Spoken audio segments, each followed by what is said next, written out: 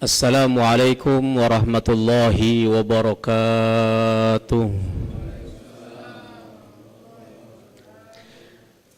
Alhamdulillah wassalatu wassalamu ala Rasulillah Muhammad ibn Abdillah wa ala alihi wa ashabihi wa man tabi'ahu wa walah ila yaumil qiyamah. Amma ba'du fa aqulu rabbi shrah li sadri wa yassir li amri wahlul 'uqdatam min lisani yafqahu qawli wasdud lisani wahdi qalbi bihaqqi Muhammadin sallallahu alaihi wasallam.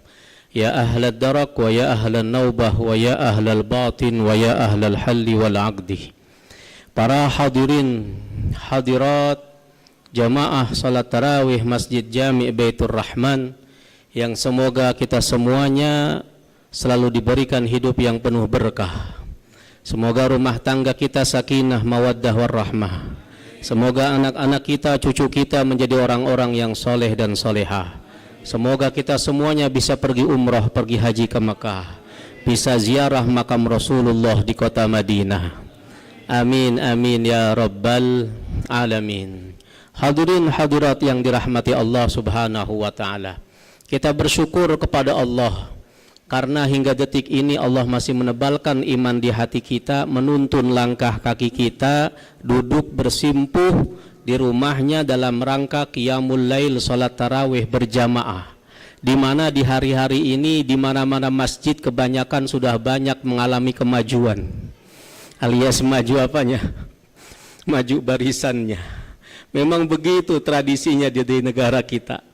Kalau 10 hari pertama bulan Ramadan yang penuh masjid, 10 hari kedua Ramadan yang penuh pusat perbelanjaan, 10 hari ketiga yang penuh terminal, stasiun, bandara, dan 10 hari keempat alias bulan Syawal yang penuh pegadaian, Pak. Karena udah kehabisan. Tapi alhamdulillah Allah masih menebalkan iman di hati kita sehingga kita masih memenuhi rumahnya dengan berjamaah, dengan beribadah kepada Allah subhanahu wa ta'ala. Alhamdulillah. Hadirin hadirat yang dirahmati Allah, ketahuilah bahwa Allah subhanahu wa ta'ala memasangkan 3 perkara dengan 3 perkara yang lainnya. Artinya ada 3 perkara yang Allah gandengkan, yang Allah tidak mau menerima salah satunya kecuali jika dengan dibarengi pasangannya. Yang pertama, Allah gandengkan ati'ullah wa ati'ur rasul. Taat kepada Allah haruslah dibarengi dengan taat kepada Rasulullah. Allah tidak mau menerima taatnya seseorang yang hanya mengaku taat kepada Allah tapi tidak mau taat kepada Rasulullah. Pun sebaliknya, Allah tidak terima orang yang hanya taat kepada Rasulullah tanpa mau taat kepada Allah subhanahu wa ta'ala. Yang kedua, yang Allah gandengkan pula adalah anishkurli wali walidaik. Bersyukurlah kalian kepada Allah, tapi jangan lupa berterima kasih kepada kedua orang tua kalian. Maka syukurnya seorang hamba belumlah diterima oleh Allah jika tidak dibarengi rasa terima kasihnya kepada kedua orang tuanya. Artinya Allah tidak menganggap seorang hamba sudah bersyukur kepada Allah jika dia belum berterima kasih dengan berbuat baik kepada kedua orang tuanya. Itulah mengapa Allah subhanahu wa ta'ala menggantungkan rahmatnya dan murkanya dengan kedua orang tua kita. Ridallah fi ridal walidain, ridhonya Allah tergantung ridho orang tua kalian. Wasuhtullah, begitu juga murka Allah tergantung pada murka kedua orang tua kalian. Yang ketiga yang dibarengkan oleh Allah adalah aqimis shalah wa atiz zakah. Dirikanlah salat, tunaikanlah zakat. Dah inilah yang malam hari ini menjadi topik kita, yaitu tentang zakat. Bahwasanya Allah subhanahu wa ta'ala tidaklah menerima solat kita. Kalau solat sudah tidak diterima, maka amal-amal ibadah yang lainnya pun menjadi tidak terima, khususnya zakat.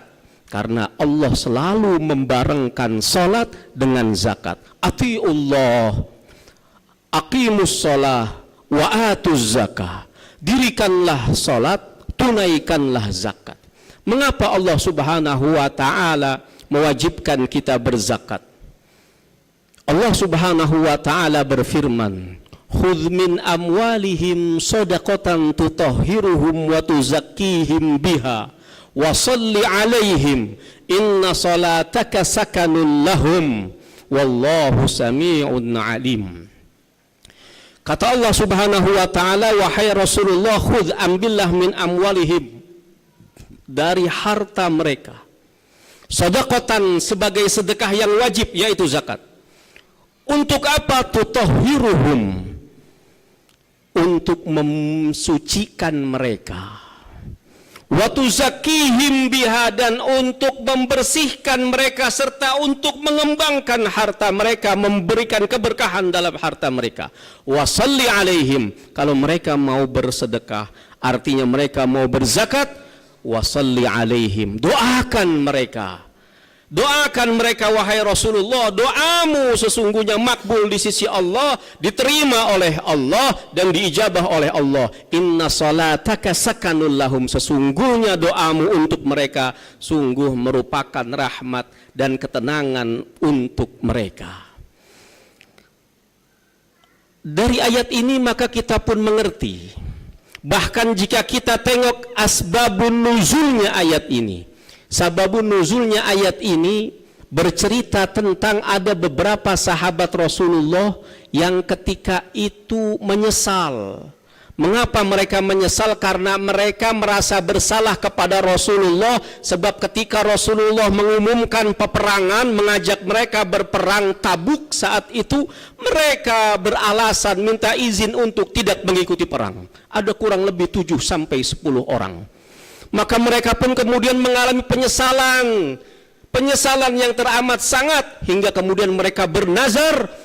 Mereka mengikat diri mereka di tiang-tiang Masjid Nabawi, masjidnya Rasulullah, dan mereka berjanji tidak mau melepaskan ikatan ini kecuali Rasulullah yang melepaskannya setelah mendapatkan ridho dari Rasulullah sallallahu alaihi wasallam. Begitu Rasulullah dan para sahabat pulang dari peperangan Tabuk, Rasulullah melihat bahwa di tiang-tiang masjidnya ada beberapa orang yang terikat selama 7 hari 7 malam, mereka tidak makan, tidak minum. Saking menyesal akibat merasa bersalah, tidak mau mengikuti perintah Allah, perintah Rasulullah untuk berjihad di jalan Allah. 7 hari 7 malam mereka rela tidak makan, rela tidak minum, menunggu kedatangan Rasulullah dan menunggu maaf serta ridho dari Rasulullah sallallahu alaihi wasallam. Maka akhirnya Rasulullah sallallahu alaihi wasallam mendapat wahyu bahwa Allah Subhanahu wa taala telah memaafkan mereka dan Allah menerima taubat mereka. Lalu maka kabar gembira ini disampaikan kepada mereka oleh para sahabat Rasulullah dan mereka bergembira. Tapi mereka tidak mau melepaskan diri sebelum Rasulullah sendiri yang melepaskan dan memberi kabar gembira itu. Maka Rasulullah pun melepaskannya. Lalu kemudian mendoakan mereka. Lalu mereka saking bersyukurnya, mereka ambil harta benda mereka yang gara-gara harta itu mereka lebih berat mengurus harta daripada berperang di jalan Allah. Maka mereka berikan semua harta itu kepada Rasulullah agar diinfakkan sebagai penebus dosa-dosa mereka kepada Allah dan kepada Rasulullah sallallahu alaihi wasallam. Tapi Rasul kemudian mengatakan, aku tidak diperintah Allah untuk menerima sedekah ini. Tapi kemudian turunlah ayat ini, khudz min amwalihim shadaqatan, ambillah harta benda mereka itu wahai Rasulullah, shadaqatan, sebagai zakat dari harta-harta mereka, tuzakkihim wa tuzakkihim tutahhiruhum wa tuzakkihim biha, agar dibersihkan jiwa mereka, agar diberkahi harta mereka, dan maafkan mereka serta doakan mereka, sesungguh doamu membuat mereka menjadi lebih tenang dan lebih bahagia. Dari sini kita pun mengerti bahwa hikmah dari zakat itu sesungguhnya kembali untuk kita. Yang pertama, agar Allah Subhanahu wa taala membersihkan dosa-dosa kita. Yang kedua, agar Allah Subhanahu wa ta'ala memberikan keberkahan pada harta kita. Meskipun zahirnya berkurang karena kita ambil dan kita berikan kepada orang lain, tapi sesungguhnya di sisi Allah itu adalah berkali-kali lipat diganti oleh Allah Subhanahu wa ta'ala. Dan yang lebih penting juga dari itu, dengan zakat ini Allah mengajarkan kepada kita bahwa orang yang beriman janganlah menjadi orang yang gila harta, cinta terlalu terhadap harta sehingga tidak mau berbagi kepada sesama. Melalui zakat ini Allah ingin mendidik kita untuk menjadi pribadi-pribadi yang dermawan, pribadi yang tidak pelit. Karena sesungguhnya kata Rasulullah, la yajtami fi qalbi mri'in imanun ma'al bukhl. Sungguh tidak mungkin bersatu dalam jiwa seorang manusia antara sifat iman dan sifat pelit. Artinya orang beriman tidak mungkin menjadi pribadi yang pelit. Jika masih ada orang yang ngaku beriman tapi pelit, sesungguhnya ada yang salah dalam imannya. Oleh sebab itu orang beriman janganlah menjadi orang yang pelit, bin medit, bin apa lagi Pak Bu? Bin koret, betul. Bin apa lagi? Bin bakhil. Kalau kata orang Betawi, buntut gasiran. Kalau kata orang Jawa, apa itu?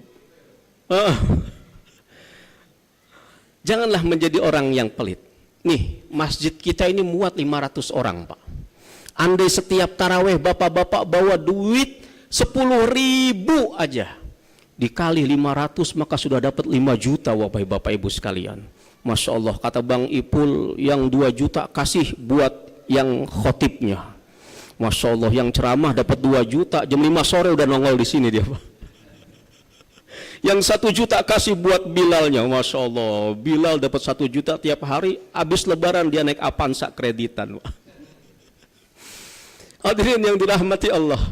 Jadi sekali lagi melalui zakat ini Allah ingin mendidik kita agar menjadi pribadi-pribadi yang dermawan, pribadi-pribadi yang mau berbagi, yang tahu bahwa sesungguhnya harta yang ada pada diri kita bukan milik kita, karena kita terlahir tidak bawa apa-apa dan kita pun nanti meninggal tidak boleh membawa apa-apa ke dalam kubur kita. Ini menandakan bahwa sesungguhnya harta yang hari ini pada diri kita sesungguhnya hanyalah titipan dari Allah Subhanahu wa ta'ala, dan Allah ingin melihat apakah kalian bisa mengelola harta itu untuk kalian belanjakan di jalan-jalan yang diridhai Allah Subhanahu wa ta'ala. Selain itu Rasulullah Shallallahu alaihi wasallam juga memotivasi kita, khususnya zakat yang disebut dengan zakat fitrah, zakat yang setiap orang diwajibkan atasnya untuk dibayarnya, karena zakat fitrah adalah zakat diri kita dan masing-masing diri kita wajib kita keluarkan zakatnya. Rasulullah bersabda sebagaimana diriwayatkan oleh Ibnu Abbas berkata, farrada Rasulullah sallallahu alaihi wasallam zakatal fitri.